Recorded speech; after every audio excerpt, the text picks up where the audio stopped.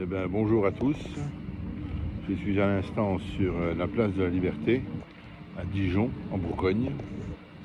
Nous sommes le samedi 11 janvier 2025 et si je suis là, c'est pour vous parler de quelque chose qui me semble relativement important et qui doit intéresser aussi évidemment nos institutions comme notre mairie, la mairie le système du Grand Dijon et ainsi de suite. Donc, alors je suis Michel Lemaire, un citoyen parmi tant d'autres qui s'intéresse seulement à ce qui se passe autour de lui en tant que citoyen comme vous le faites sûrement vous aussi. Si je suis ici devant l'hôtel de ville de Dijon, c'est pour interpeller les institutions, nos institutions, la mairie de Dijon et bien sûr la maire de Dijon maintenant, nouvellement nommée, Nathalie Conders.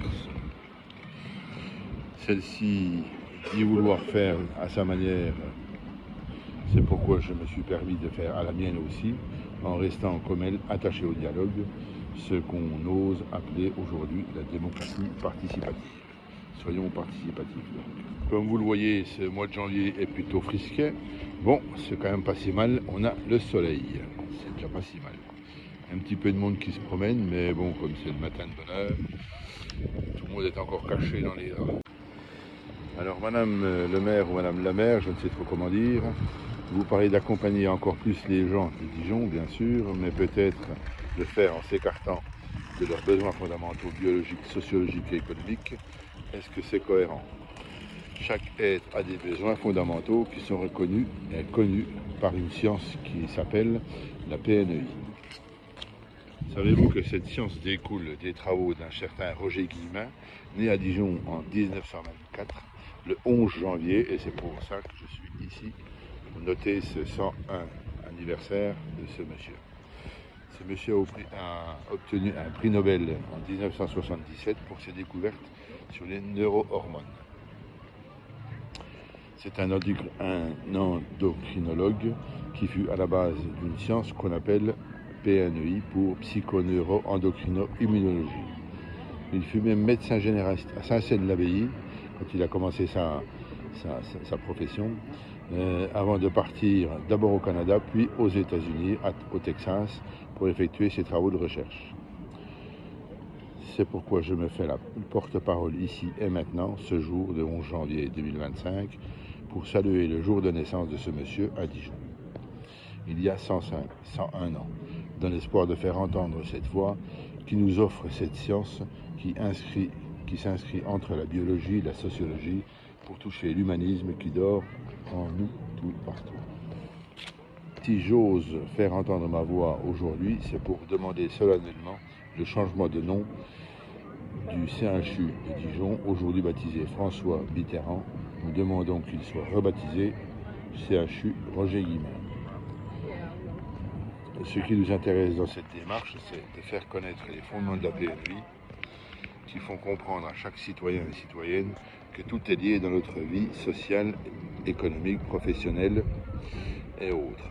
Et donc, dans la politique, bien sûr, le milieu de consécration des bons et des mauvais projets.